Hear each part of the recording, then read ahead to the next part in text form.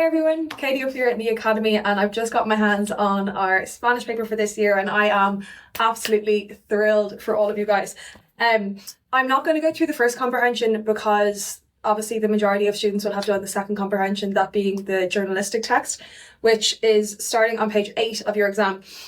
We have a lovely kind of weird photo of Bad Bunny as our comprehension photo, but the text itself I thought was quite approachable for the majority of us students.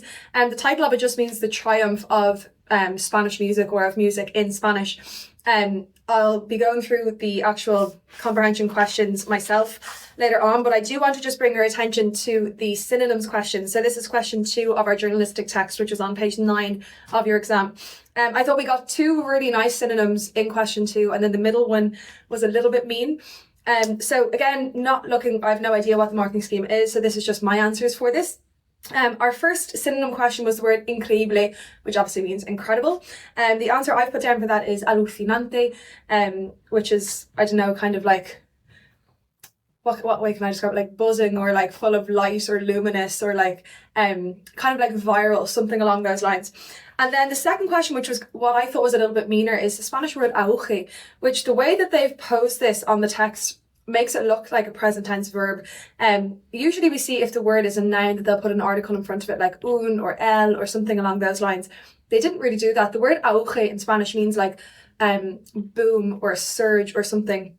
And looking through this, I actually feel like it's a bad option for them to give. The answer that I've put down for it is popularidad. And again, I haven't seen the marking scheme, so I'm not even sure if that's 100% correct, but that is just what I would have put down for that. Again, I think that's a little bit of a meaner question for the synonyms, but they made up for it with question 2C, which is the verb negar. Negar is the verb to deny or to refuse, which if any of you have done my grinds or in day school, you'll know that we use that word so much in our opinion pieces. And the answer that I've put down for that is the verb ignorar, which is the verb, obviously, to ignore.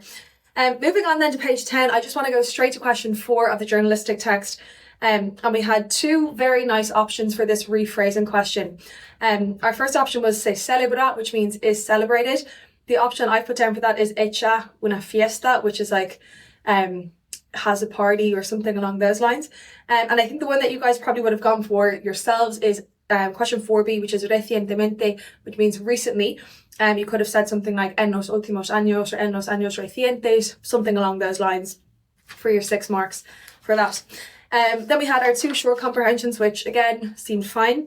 Moving on to section B, like they couldn't have given us a nicer title for us to be able to understand. Literally the title for section B is El Hurling Club de Buenos Aires, so the hurling club from Buenos Aires. Again, our synonyms questions for question 1 were kind of 50-50. Some of them were very nice and some of them were a little bit more difficult. Just to really quickly go through the answers that I've put down for these. 1A, detalle sorprendente means a surprising detail. The answer I've put down is dato curioso. Then we have 1B, levanto mucho interés. I've said género afición. Porvenir, prometedor, right? Porvenir is another Spanish word for future, and prometedor means promising. So the answer that I've put down for that is futuro brillante, which is like a brilliant or a bright future. Desde entonces, our answer for that is a partir de ese momento, and salieron a saludarlo is fueron a hablar con él. The translation questions, again, I thought were quite nice. Question 2A, we have the massive migration of Irish people in the middle of the 19th century. Then we have for 2B, they decided to adapt their skills. That word habilidades doesn't mean abilities, it means skills, and form a male team. And question 2C, then they have reached or achieved a level that allows them to compete. Then question 3 for our section B text, we've got famosa. Our synonym for that in the text is conocida. Orígenes is raíces. Alternativas is otras opciones. Competiciones is torneos, and socios is miembros. And then these absolutely beautiful opinion pieces. I know so many of you guys were banking on health or sport coming up, which is again something that we talked about in grinds. We spoke about things like emigration or traveling coming up. We spoke about health, mental health, sport. I was telling you guys to practice the 2017 questions, which were sport can change your life and it's important to be active. And we have it on this little beauty of a paper here. So going from the bottom up, we had Sport is important for everybody. Then we have living in another country can be difficult. So if you had prepped emigration, you could definitely link that into question 5B. Or question 5A, which I think is probably going to be the most unpopular one because it's a little bit more abstract, is we have to celebrate our culture, which again, lovely question, but I don't think it's as kind of straightforward as the other two. Now, with regards to the dialogue, I'm actually going to do this later and post it on my story, but I just want to really quickly go through each part of the dialogue and tell you what I think they're going to be looking out for people to make mistakes with. We've got, you've just arrived in Murcia where you meet your new Spanish flatmate, Gabriela. So again, that's telling me that we're having an informal conversation with one girl. So that's going to be an informal register. And if we have to address her, all of our adjectives are going to be singular and feminine.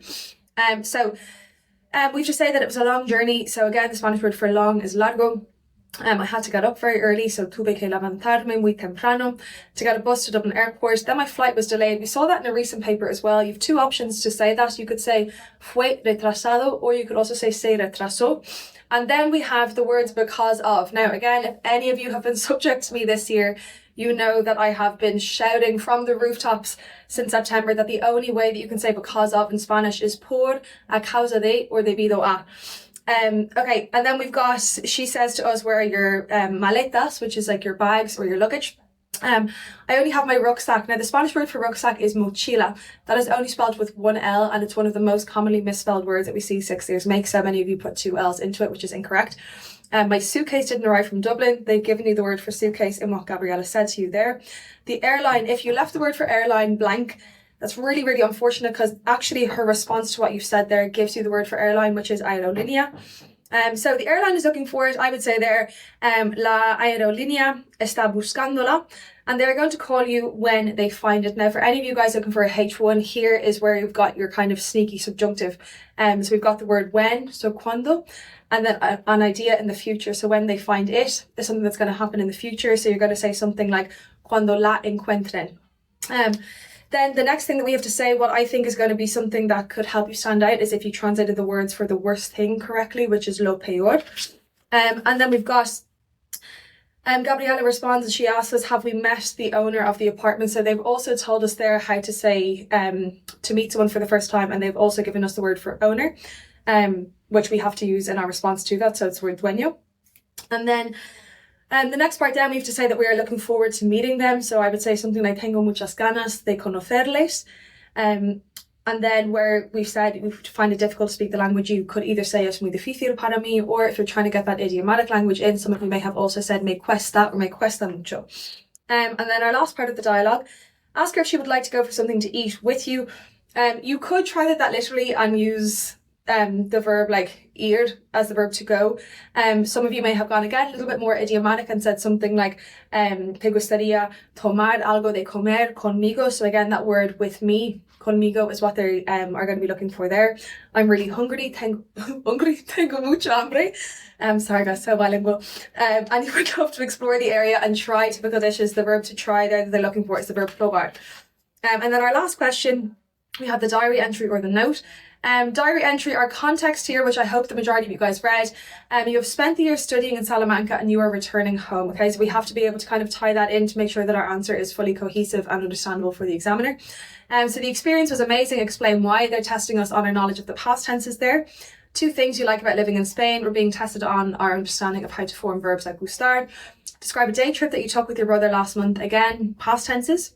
How you plan to keep improving your Spanish. We see the verb improve being absolutely butchered every year. The verb improver doesn't exist. You have made that up. So the verb to improve is mejorar. With that, you could be using your present tense or the near future. And then our last point in the diary entry, how you are going to spend your last weekend in Spain. Again, we're being tested on our near future. Now, as we've spoken about in Grinds and in day school this year, the diary entry tends to be a lot more approachable than the note because the note tends to be a little bit more specific, which we have seen in this question. So you're working in a restaurant in Mijas and you're about to take a break. Leave a note in Spanish for the manager, Elena. Now, because it's a manager, they're expecting you to address her formally. So we want to use things like usted. So maybe instead of saying, te dejo este mensaje, you might say, le dejo este mensaje. So you're addressing her with your formal pronoun. I have to say the chef just rang to say that he is sick. You could help that you could help in the kitchen, you've cleaned the tables and the bathroom, you're really happy today, and explain why, and ask for a day off next week to visit your cousin in Estepona. So again, we have a little bit more specific grammar there. So things like we have to be able to ask a question, and they're testing us on our knowledge of Sarah and a star with explaining that we are really happy today. I have cleaned is our present perfect tense. You could help them is the conditional, and the chef just rang. You would have to use the structure of acabar de to say that he is sick. And again, we have our verbs Sarah and a star being tested in that as well. So overall, I think that was a very, very, very fair paper. I think that the opinion pieces are very approachable. The comprehensions were some of the nicer ones that we've seen in comparison to previous years. Definitely some little kind of twists and tricks in section C to suss out where our H1 and our H2 students are sitting. But overall, I think that's an absolutely gorgeous paper, and I hope that you guys thought it was lovely as well. Best of luck with any of you that have any exams remaining. I'll see you soon. Adios.